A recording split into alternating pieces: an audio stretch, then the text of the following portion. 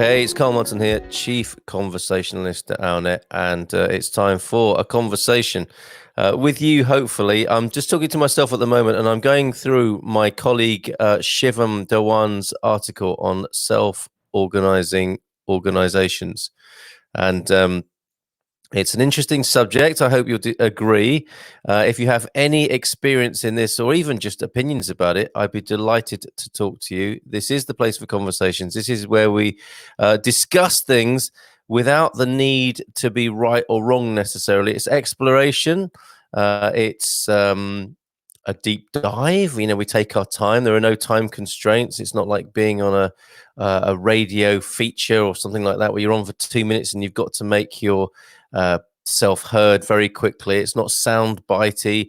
It's not a battle between me and you. It's not an argument. It's not a debate. It's an exploration of ideas. And the idea in question under examination today is self-organizing environments. And this comes straight from our HQ, really, and how we're looking to organize ourselves. So do please comment if you have any ideas about how organizations should ideally work. Okay, and I think we've all experienced working in organizations. Well, I suppose all of human behavior is challenging. When you put humans together in organizations, it becomes even more challenging at times.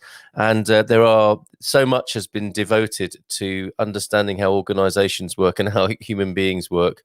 And we haven't cracked it yet, have we? But I think it's safe to say that there are some places and examples and methodologies work better than others. And this is our little exploration this morning about how that could work. And this has been informed, I think, by Shivam's recent trip to Iceland.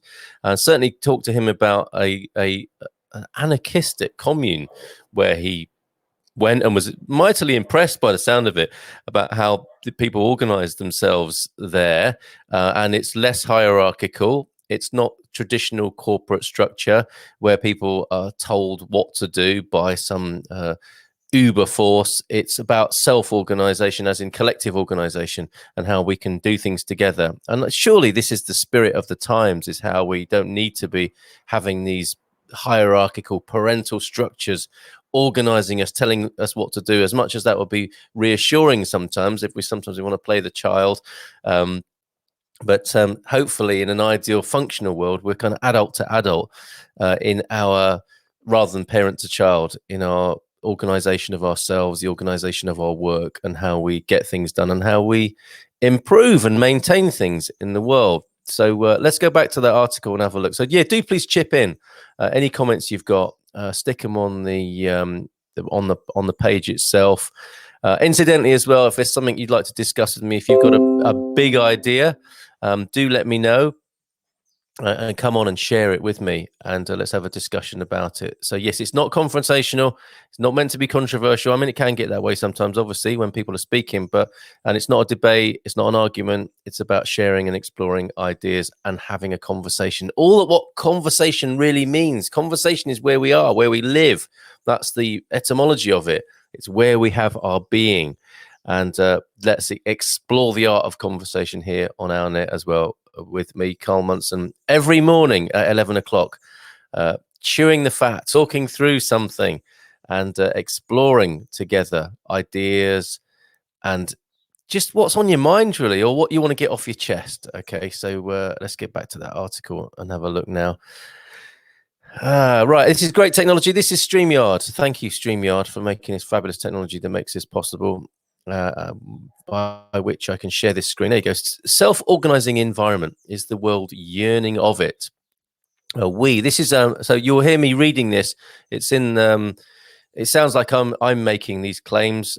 These are the thoughts and opinions of my colleague Shivam Dhawan, who is our operations guy at OurNet. We, OurNet HQ, have grown to realize what kind of community we'd like to be part of. We were having this meeting today, and this was written last month, towards the end of last month. And we were talking about our development strategy, content architecture, and the need to build an overall end-to-end culture of free collaborative development, be it technology or community. During the conversation, we mentioned a particular phrase many times: a self-developing organization.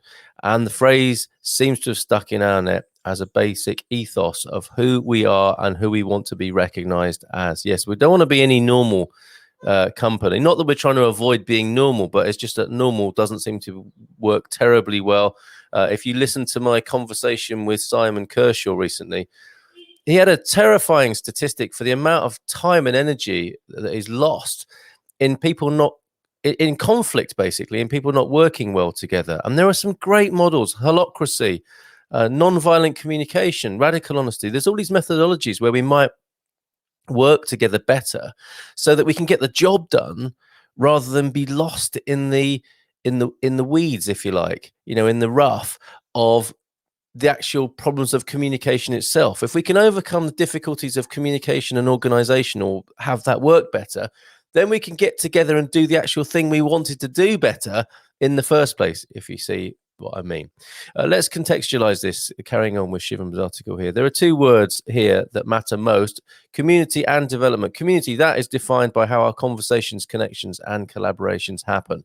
Development, how we learn, share, and grow together. Think about the challenges we have in our society today. Technology evolving rapidly, an endless supply of learning materials. MOOCs, I'm not sure what they are. I have heard of that, but I can't remember what that acronym stands for. MOOCs, if you know, enlighten me, please. Online learning, internally developed content are some examples of the learning materials. The endless supply, as he refers to them as, and people who want and expect to learn whenever they need it. This is just as in the way that kids don't watch TV, they watch YouTube, and it's an on-demand world for them.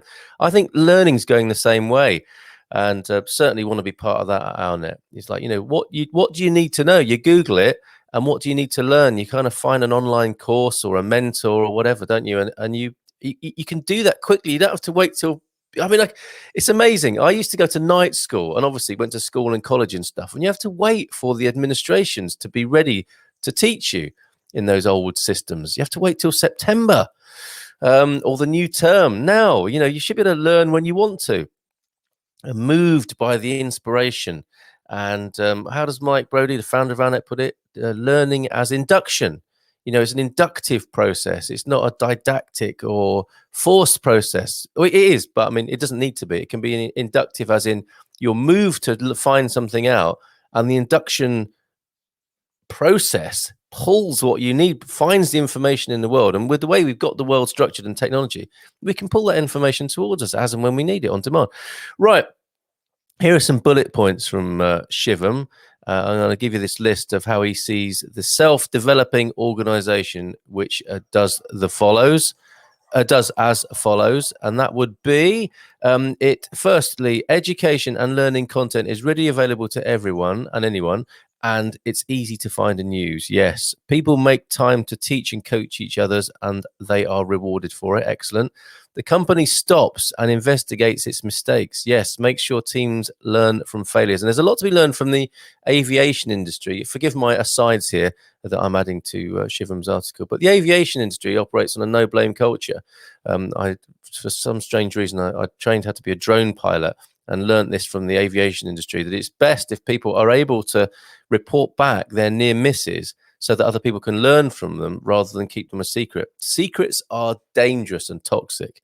The company stops and investigates its mistakes, making sure teams learn from failures. Very good. Formal learning programs are easy to access and highly regarded, so people regularly use them. Yep. Leaders at all levels teach classes and workshops, professional, technical, and senior executives. Onboarding is a serious and formal effort with a focus on making people productive regardless of where they come from. Very good. And I think that means whatever culture they come from and wherever they're placed. We have a dispersed team around the world, and it's a particular job to have people connected and motivated.